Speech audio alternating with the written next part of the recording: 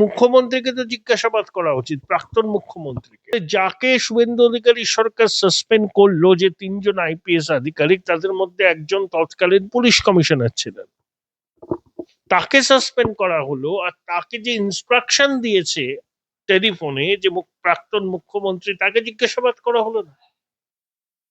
এটা তো প্রশ্ন উঠছে। একটা প্রশ্ন অনেকে করছেন যে নারায়ণ স্বরূপ নিগম তখন স্বাস্থ্য সচিব ছিলেন, এখনো স্বাস্থ্য সচিব আছেন, কেন এখনো তিনি এই পদে বহাল রয়েছেন? এই প্রশ্নগুলো পাবলিক ডোমেনে আছে। আমি সারা রাত টেলিফোনে কথা বলেছি পুলিশ কমিশনারের সঙ্গে। কি কথা বলেছেন?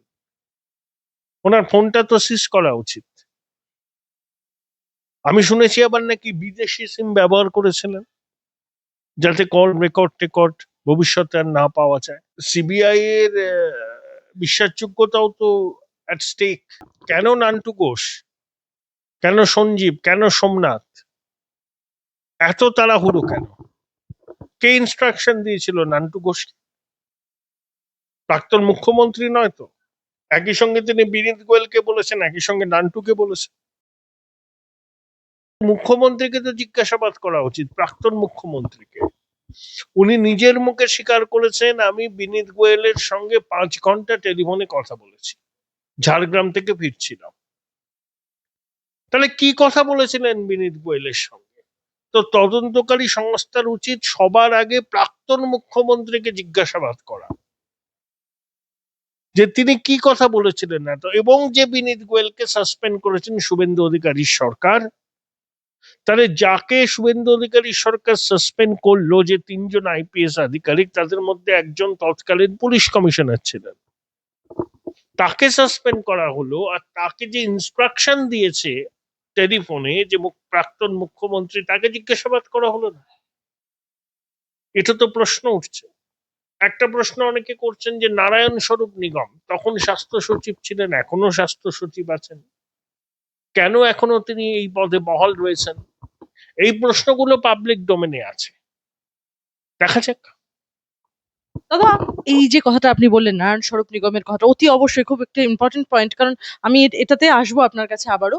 আমি বলবো দাদা, পরিবার যদি তদন্তকারীদের এমন তথ্য দিয়ে থাকে যা আগে গুরুত্ব পায়নি, তাহলে প্রশ্ন উঠছে আগের তদন্তে কি গাফিলতি হয়েছিল, নাকি ইচ্ছাকৃতভাবে কিছু তথ্যকে উপেক্ষা করা হয়েছিল নতুন সিবি? তদন্তকারী সংস্থা বলতে পারবে। তদন্তে অনেক মিসিং লিঙ্ক আছে, এটা খালি চোখে বোঝা যায়। প্রথম কথা, প্রাক্তন মুখ্যমন্ত্রীকে কেন জিজ্ঞাসাবাদ করা হবে না? যে প্রাক্তন মুখ্যমন্ত্রী নিজে বলেছেন, আমি সারা রাত টেলিফোনে কথা বলেছি পুলিশ কমিশনারের সঙ্গে। কি কথা বলেছেন? ওনার ফোনটা তো সিজ করা উচিত। আমি শুনেছি আবার নাকি বিদেশি সিম ব্যবহার করেছিলেন, যাতে কল রেকর্ড টেকর্ড ভবিষ্যতে আর না পাওয়া যায়। কাকে বাঁচাতে চেয়েছিলেন প্রাক্তন মুখ্যমন্ত্রী? এতক্ষণ ধরে পুলিশ কমিশনারের সঙ্গে কি কথা বললেন প্রাক্তন পুলিশ কমিশনার? এগুলোও তদন্তের আওতায় আসা উচিত। জানি না আসবে কিনা। যে আপনি প্রথমেই বললেন দাদা যে সীমা পাহুজার হাত থেকে সরে অন্য আধিকারিককে দেওয়া হলো এই তদন্তভার সম্পূর্ণ, আইও ছিলেন তখন সীমা পাহুজা। আপনি কি আশাবাদী? না না, আশাবাদী না নিরাশাবাদী এটা প্রশ্ন নয়, চলুক না। সিবিআই এর বিশ্বাসযোগ্যতাও তো অ্যাট স্টেক। সিবিআই অনেক কেসের সমাধান করতে পারে না, কিন্তু এটা এমন স্পর্শকাতর বিষয়, আশা করব সিবিআই যথাযথ গুরুত্ব দিয়ে বিষয়টা দেখবে। কলকাতা হাইকোর্টের পর্যবেক্ষণ যদি হয়, সঠিক হয়, তদন্ত সঠিক পথে এগোচ্ছে না এবং প্রয়োজনীয় পদক্ষেপ করছে না সিবিআই, তাহলে এতদিনের তদন্তের বিশ্বাসযোগ্যতা নিয়ে কি একটা গুরুতর প্রশ্ন ওঠে না আদালতের অসন্তোষের পর? নিশ্চয়ই ওঠে।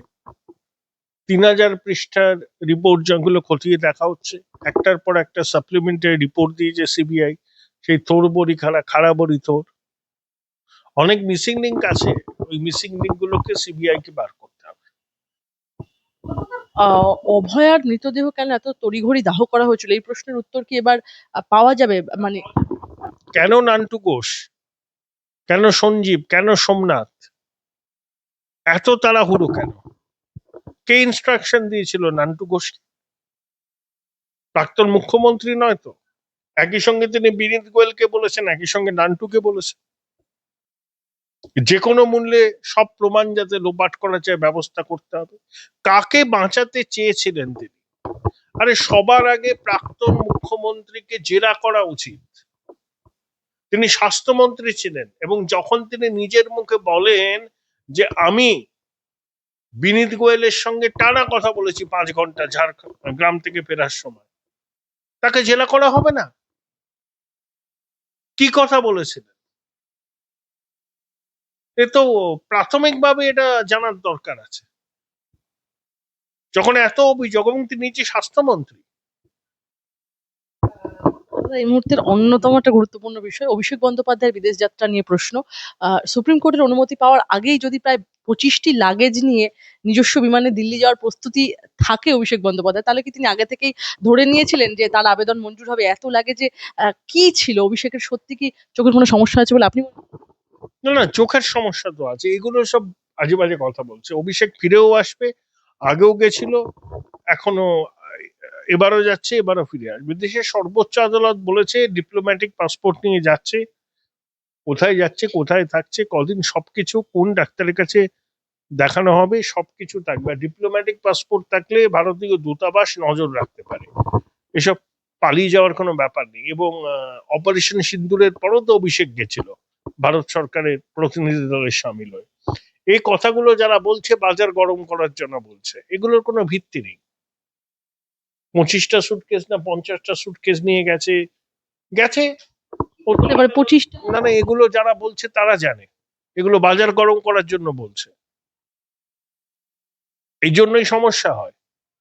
সুপ্রিম কোর্ট তাকে অনুমতি দিয়েছে 3 সপ্তাহের জন্য যাওয়ার, সে যাচ্ছে, সে ফিরেও আসবে, তার পরিবারের সবাই আছে, তার ছেলে মেয়ে বউ সবই আছে। সর্বোচ্চ আদালতের সিদ্ধান্ত যখন, তখন এইটা নিয়ে বাজার গরম করার তো কোনো মানে নেই।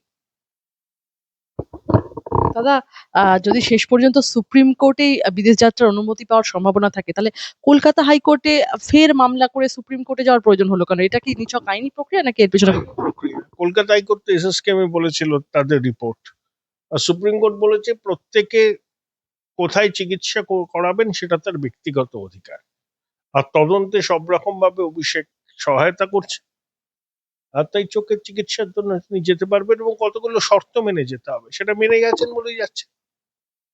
এই যে একটা কথা বলছেন পালিয়ে গেলেন আর আসবেন না, কোথাও গিয়ে কি বলবেন সেক্ষেত্রে? প্রিন্স পালিয়ে গেল, এই কথাটা হচ্ছে। এগুলো বাজে কথা, এগুলো বাজে কথা, এই কথার কোনো মানেও নেই। বাজার গরম করার জন্য কিছু আইনজীবী, কিছু রাজনৈতিক নেতা এসব বলছে, এগুলো বেসলেস।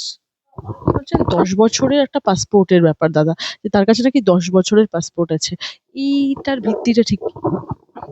আরে পাসপোর্ট যদি ইনভ্যালিড হয় তো যেতে পারবে না বাইরে, সে তো যারা এয়ারপোর্টে থাকে তারা সব দেখবে, কাস্টমস ইমিগ্রেশন সব দেখবে। না জেনে অনেকে অনেক রকম কথা বলছে বাজার গরম করার জন্য, এগুলো কোনো ভিত্তি নেই। দাদা, 31শে আগস্ট পর্যন্ত কোনো পদক্ষেপ নয়, অভিষেক বন্দ্যোপাধ্যায় একদম রক্ষা কবচ পেলেন এবং প্রভাবশালী নেতা, মন্ত্রী, সাংসদ, বিধায়ক বা তাদের ঘনিষ্ঠদের বিরুদ্ধে যে গুরুতর অভিযোগ উঠলেও তারা আদালতের সুরক্ষা পেলেন, অথচ সাধারণ মানুষ পুলিশের হাতে হয়রানির অভিযোগ করেন। তাহলে প্রশ্ন হচ্ছে যে আইনের চোখে কি সত্যিই সবাই আলাদা? পাবলিক সার্ভেন্টদের জন্যই কি সব আইনি রক্ষা কবচ, সাধারণ মানুষের জন্য না? খুব বাজে কথা, সবার জন্যই আইন সমান। তারা আদালতের দ্বারস্থ হয়েছেন, আদালত তাদের বক্তব্য শুনে আপাতত রক্ষা কবচ দিয়েছেন, এর মধ্যে অসুবিধাটা কি আছে? অর্থাৎ আমার শেষ প্রশ্ন আপনার কাছে, যে বিকাশ রঞ্জন ভট্টাচার্য আইনজীবী, তিনি হুমকি দিচ্ছেন যে তিনি যদি পাল্টা মামলা করেন তাহলে দুর্গাপুজোর কোথাও মাইক দেওয়া যাবে না, হরিসংকীর্তনে মাইক দেওয়া যাবে না। কোথায় যাবেন? মসজিদে মাইক খোলা নিয়ে একদম হুমকি বিকাশ রঞ্জন ভট্টাচার্য। বিকাশদা বলছেন ওনার কথা, উনি তো একটা রাজনৈতিক দলের সদস্য, ওই রাজনৈতিক দলের দুধেল গাইদের সমর্থন প্রয়োজন, এই দুধেল গাইদের মন রাখতে যা যা করা সেটা করবেন ওনারা, সেটাই করছেন ওনারা। মসজিদ থেকেও মাইক খোলা হবে, মন্দির থেকেও মাইক খোলা হবে, তবে মন্দিরের মাথায় কটা মাইক আছে আমি তো দেখিনি, আর সব মসজিদের মাথায় মাইক আছে, সেখানে অনেক সময় সমস্ত বিধি ভঙ্গ করে আওয়াজ হয়, শব্দসীমার মধ্যে থেকে করুন, কোনো অসুবিধা নেই। প্রফুল্ল চৌধুরী গ্রন্থাগার মন্ত্রী, পূর্বের প্রাক্তন, তিনি কিন্তু বলছেন যে রীতিমতো গালে থাপ্পড় খেয়ে যাবে এরা, মানে মাইক খুলতে এলে 65 ডেসিবেলের মানে মানে ওপরে বাজানো যাবে না। ভগবতী প্রসাদ কথা বলে তিনি এই কথা বলছেন যে 65 ডেসিবেলের ব্যাপারটা বারংবার নিয়ে আসছেন। এই যে কি বলবেন? না, সিদ্দিকুল্লাহ অপ্রাসঙ্গিক। এয়ারপোর্টের বাঁকড়া মসজিদের ওখানেও তিনি আন্দোলন করতে গিয়েছিলেন, লেজ তুলে পালিয়েছেন। উনি একটি সাম্প্রদায়িক চরিত্র। ওয়াকফ সম্পত্তির রেজিস্ট্রেশনের বিরুদ্ধে কলকাতায় রামলীলা ময়দানের সভা থেকে সিদ্দিকুল্লাহ যে সমস্ত কথা বলেছিলেন সেগুলো একদম সাম্প্রদায়িক উস্কানি এবং হুমকি। ওনাকে আমি সাম্প্রদায়িক লোক বলেই মনে করি।